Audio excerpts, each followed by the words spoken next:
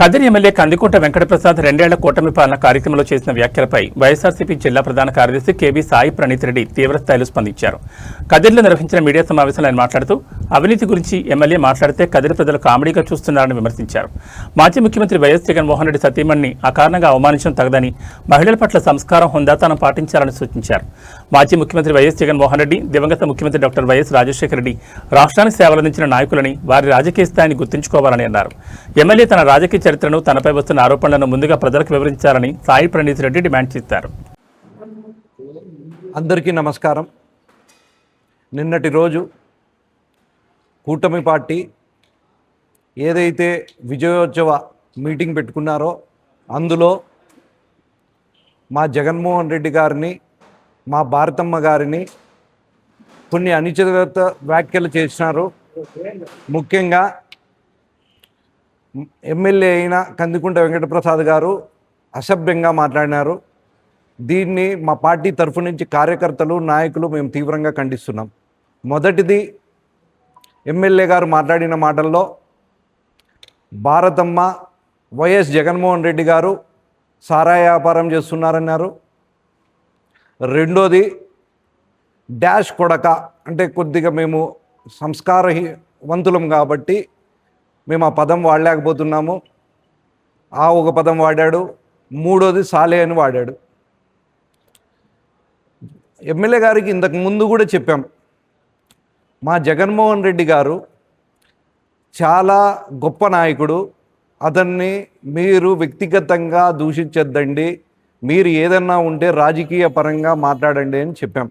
అయినా ఆయన పంతా మారుకోవడం లేదు. ఇలా మాట్లాడుతూ ఉంటే మేము కూడా మాట్లాడాల్సింది వస్తుందనే ఉద్దేశంతో మేము మాట్లాడలేకపోతున్నాం ఈ పదాలన్నీ. ముఖ్యంగా లిక్కర్ ఏదైతే సారాయి వ్యాపారం అన్నాడో దాని గురించే మాట్లాడాలనుకుంటున్నాను. ఇక్కడ 2 సంవత్సరాల నుంచి కదిరి మున్సిపాలిటీలో కానీ పంచాయతీల్లో కానీ ఎంఆర్పి ధర కంటే ఎక్కువ అమ్ముతున్నారు. దీని డబ్బులు 20 రూపాయలు, 10 నుంచి 20 రూపాయలు దీన్ని ఎక్కువ డబ్బులకు లిక్కర్ అమ్ముతున్నారు. క్వార్టర్ మీద 10 నుంచి 20 రూపాయలు అమ్ముతున్నారు. ఇది ఏదైతే ఉందో ఈ డబ్బులు ఎవరికి పోతున్నాయి? ఖచ్చితంగా ఇది ఆయన కనుసంధంలోనే జరుగుతూ ఉంది. ఈ డబ్బులన్నీ అతనికే వెళ్తున్నాయి. ఇది ముఖ్యంగా ఒకసారి పత్రిక మూలకంగా మేము మాట్లాడితే ఒక 3 రోజులు ఎంఆర్పి ధరకు ఆపేసి ఎంఆర్పి ధరకు అమ్మి 4వ రోజు నుంచి మళ్ళీ 20 రూపాయలు పెట్టి అమ్మినాడు.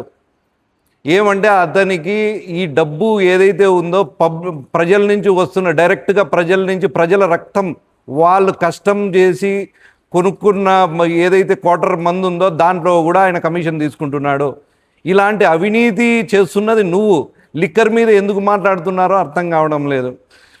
ముఖ్యంగా ఇలా మాట్లాడుకుంటే మనకు రాయలసీమలో ఏముంటుందంటే, మన రాజకీయ పరంగా ఏదైనా మనం మాట్లాడచ్చు, కానీ ఇంట్లో ఆడవాళ్ళ గురించి మనం మాట్లాడం.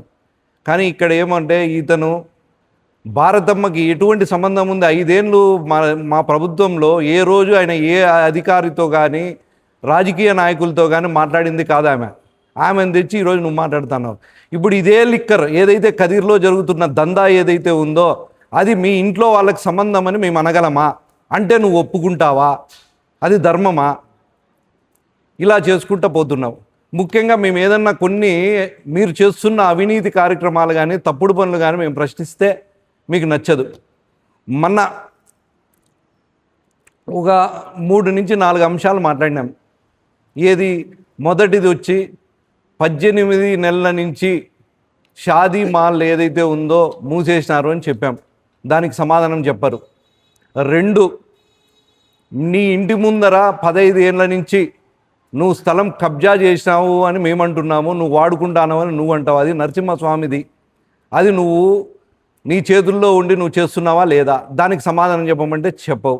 4, జూనియర్ కాలేజ్ దగ్గర ఉన్న, బాయ్స్ కాలేజ్ పక్కన ఉన్న గోరీలు నువ్వు తీసేసినావా లేదా అని అడుగుతున్నాం. దానికి సమాధానం చెప్పవు. చెప్పకపోగా నీ చెంచాలతో, నీ స్పూన్లతో, నీ గ్లాసులతో నువ్వు అరుపులు అరిపిస్తున్నావు. ఎలా అరిపిస్తున్నావు అంటే వాళ్లకు అధికార మదంతో ఏమి మాట్లాడుతున్నామో తెలియక మాట్లాడుతున్నారు వాళ్ళు. ఈరోజు బాగానే ఉంది, ఈరోజు నువ్వు ధైర్యం చెప్పింటావు, వాళ్ళు మాట్లాడుతున్నారు. రేపనే రోజు చాలా భయంకరంగా ఉంటుంది. ఇప్పుడు ఏదైతే నువ్వు మాట్లాడిస్తున్నావో ప్రతి దానికి జవాబు చెప్పే రోజు ఒకటి వస్తుంది. ఆ రోజు వాళ్ళు అరిచే అరుపులకు వాళ్ళు ఎవ్వరు కనుచూపు మేరలో ఎవరు కనపడరు. చాలా భయంకరంగా ఉంటుంది. దానికి మీరు డిసైడ్ చేసుకొని మాట్లాడండి. మాట్లాడే ప్రతి పదము మేము కూడా మాట్లాడగలం. వ్యక్తిగత దూషణలకు పోతే ఇది ఎక్కడికో పోతుంది. నీ చరిత్ర గురించి చెప్పాలంటే బుక్కులు సరిపోవు. ఎంత నీచమైన చరిత్ర ఉందంటే అంత నీచమైన చరిత్రలు చెప్పుకోవాల్సి వస్తుంది. కానీ అవసరం లేదు. ప్రజలకు అవన్నీ ఉపయోగపడేటివి ఏమీ లేవు. ప్రజలకు ఏం కావాలా? నువ్వు చేసిన పని కావాలా? దాన్ని మేము ప్రశ్నిస్తున్నాం. ప్రశ్నించకూడదా? ప్రశ్నిస్తే మమ్మల్ని వ్యక్తిగతంగా టార్గెట్ చేసి సంబోధన లేకోకుండా మాట్లాడిస్తే మేము భయపడతామనుకుంటున్నావా? ఎవడైతే ఈరోజు మాట్లాడుతున్నాడో వాళ్ళకి కరెక్ట్గా ఈరోజు ఏముంది, నువ్వు ఉన్నావనే ధైర్యంతో మాట్లాడుతున్నావు. నీ ఆస్తులు నరసింహస్వామికి ఇస్తానంటున్నావు. దయచేసి అంతా ఇచ్చేయద్దు. నువ్వు ఇస్తావో లేదో తెలియదు. నీ చెంచాలకు ఎవరైతే ఉందో వాళ్ళకి కొంత పెట్టుకో. రేపు ఎవరు దిక్కుండరో వాళ్ళకు. ఈరోజు మాట్లాడినంత సులభంగా ఉండదు రేపు.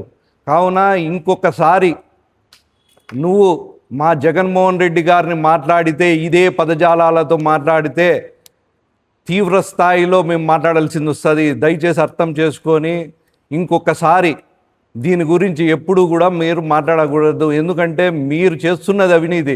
లిక్కర్ ఎక్కడ జరుగుతుందండి? లిక్కర్ స్కామ్ అంటాను. లిక్కర్ ఇక్కడ మన కదిర్లో సాక్షాత్ ఇక్కడ లిక్కర్ జరుగుతూ ఉంది. ఎంఆర్పి కంటే ఎక్కువ అమ్ముతున్నావు నువ్వు. ఆ డబ్బులు నీకు వెళ్తున్నాయి. దానికి ఒక టీం పెట్టి ఒక మేనేజర్ని, నీ ఇంట్లో మేనేజర్ని పెట్టి నడిపిస్తాను.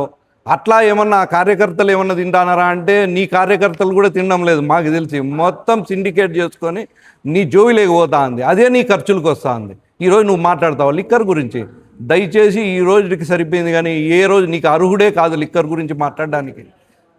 కాబట్టి ఇది ఇంకోసారి రిపీట్ కాకూడదని కోరుకుంటున్నాము. ఈ అవకాశం ఇచ్చిన పత్రికా విలేకరులకు శుభం.